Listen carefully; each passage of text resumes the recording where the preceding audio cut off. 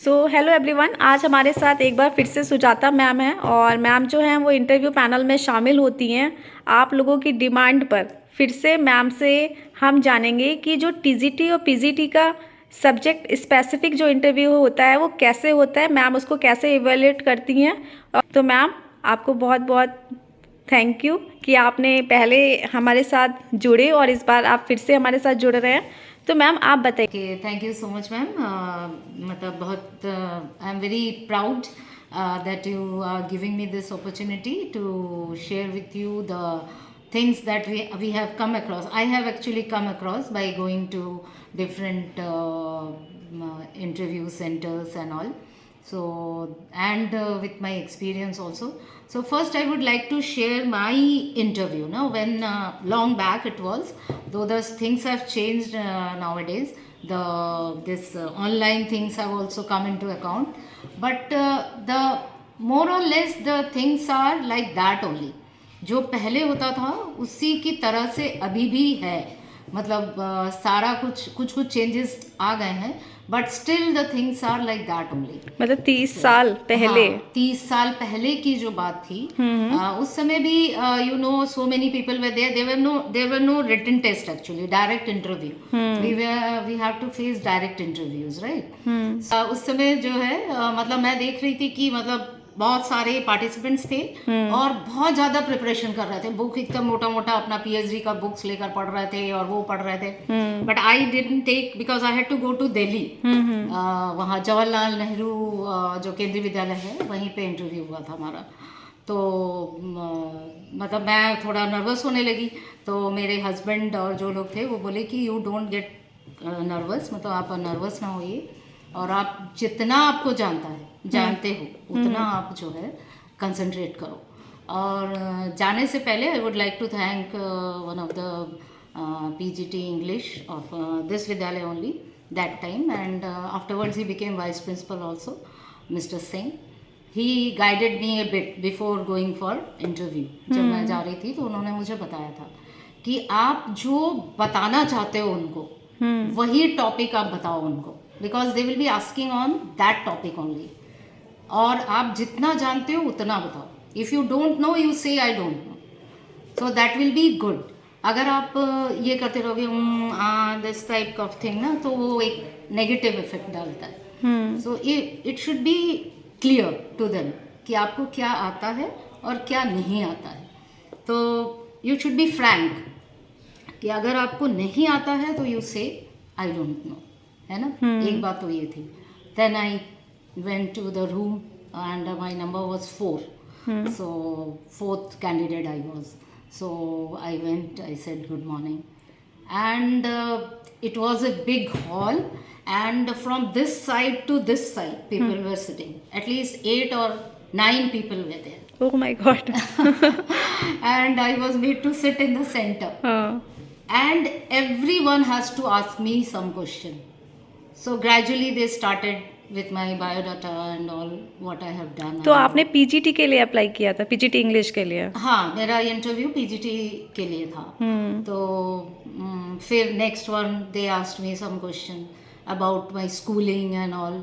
फिर presently where I am, सारे question English में थे मैम? हाँ, everything was in English because I was presenting for PGT English ना। सो फिर then they came to the schooling, that where did I do my schooling, और कौन से board से किया था और ये सब। मतलब one each one was asking one question ना। Then one asked me about my masters कि हमने कब किया और कौन से टॉपिक पे किया। फिर हमने बताया कि शेक्सपियर मतलब मैंने पढ़ा है और अच्छा लगता है मुझे। Then they asked on the questions on Shakespeare, so I said some poems and some lines and explanations and all. And then they asked, one of them asked that one English author's birthplace is the same birthplace of Rabindranath Tagore. Okay. So I was talking about Rabindranath Tagore also because I loved singing and all. Na? I used to sing Rabindra Sangeet and all. So I was related to, and Rabindranath's writings also I have read. So he asked me कि one of the English poets who was whose birthplace is the same birthplace of Gurudev Rabindranath Tagore. So I could not have that answer. So I said, sorry sir, I don't know. अच्छा, आप उस वक्त नहीं दे पाए answer? हाँ, वो answer हम नहीं दे पाए कि कौन जो ऑथर थे, मतलब जिनकी बर्थ प्लेस वहाँ पर है, रविंद्रनाथ टैगोर के बर्थ प्लेस में. तो फिर then they gave the answer कि मिस्टर डेविड थॉरेउ ना, ओके, जो ऑथर थे उनका जो है बर्थ प्लेस वहाँ पर था, रविंद्रनाथ टैगोर के उस पर. तो then they said it is all right, कोई बात नहीं. Then they asked that if we give you some, this PGT post is for all over India. You can be placed anywhere in India. So you are ready to go? So I said yes, I am ready to go. Then they said, then they offered me water also. अच्छा, उन्होंने आपको offer किया? Yes. आप nervous हो गए थे क्या? नहीं, नर्वस नहीं हुए थे, लेकिन जैसे ही मतलब इतने सारे क्वेश्चंस हो रहे थे तो उनको लगा कि इनको पानी चाहिए. वैसे ही पहले से ही वाटर रखे हुए थे वहाँ पर, तो उन्होंने कहा कि यू कैन हैव वाटर. ऐसे तो मैम कितनी देर आपका इंटरव्यू चला था? At least 15 to 20 minutes. 15 to 20 minutes. Okay. इतने देर का था. And everyone was asking some question, all the 8 and 9 people. तो सारा कुछ उन्होंने पूछ लिया, मेरी हॉबीज़ भी पूछ लिया, ये सिंगिंग और ये सब भी, और मास्टर्स की बात भी पूछ ली, और स्कूलिंग भी पूछ ली, और बायोडाटा और वो सब. एंड मतलब हर एक चीज़ जो उन्हें चाहिए था वो उनको मतलब, और पढ़ाया कि नहीं एक्सपीरियंस, लेकिन पढ़ा के मतलब डेमो क्लास लेने के लिए नहीं बोला था मुझे. अच्छा. लेकिन आजकल तो डेमो क्लास भी लेने के लिए बोला. हाँ, 30 मार्क्स का वेटेज है अभी. तो उसने, लेकिन उस समय तो डेमो क्लास के लिए नहीं बोला था, बस इतना ही पूछा था. एंड आई थॉट कि I will not be selected.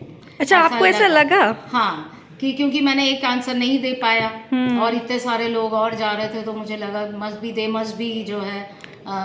But I was not very much worried कि हुआ तो हुआ, नहीं हुआ तो नहीं हुआ. हाँ, और फिर बहुत सारे कैंडिडेट्स ऐसे भी थे जो PhD और नेट क्वालिफाइड थे, ये सब भी थे. तो आई थॉट कि I may not be selected, but fortunately by the grace of God and I got selected in 1994.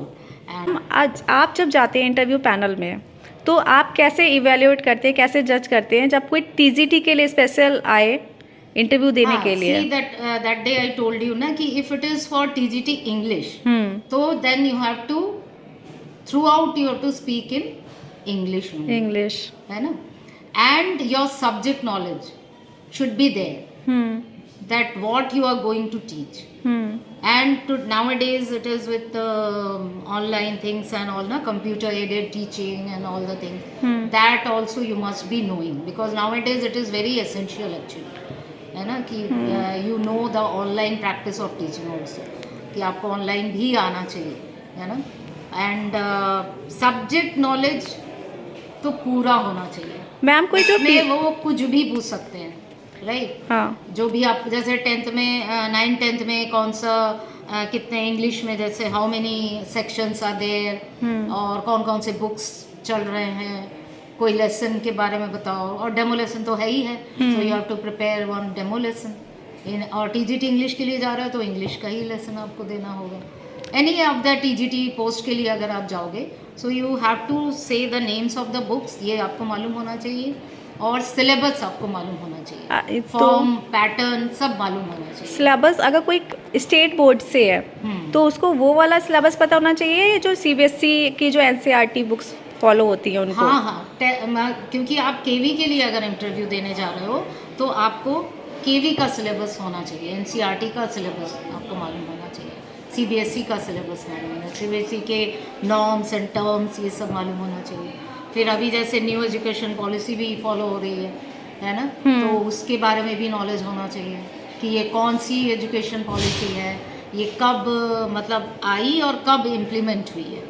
बहुत सारे कैंडिडेट्स ये कहते हैं कि उनको सब्जेक्ट की नॉलेज बहुत अच्छी है, इंग्लिश की नॉलेज जो है सब्जेक्ट की वो बहुत अच्छी है, लेकिन जो बोलते समय वो थोड़ा हिचकिचा जाते हैं, तो वो कैसे दें? वो तो आपको नर्वसनेस आपका जो है तभी जाएगा when you are very confident at your heart, है ना. And if you are not confident in anything, you say sorry कि हमें नहीं पता. लेकिन ऐसी चीज़ जो आपके सब्जेक्ट रिलेटेड है वहाँ पे अगर आपने सॉरी बोला तो वो भी एक जो है नेगेटिव इफेक्ट डालता है ना। तो सब्जेक्ट की नॉलेज तो आपको पूरी होनी चाहिए, मतलब वो कहीं से भी कुछ भी पूछ सकते हैं।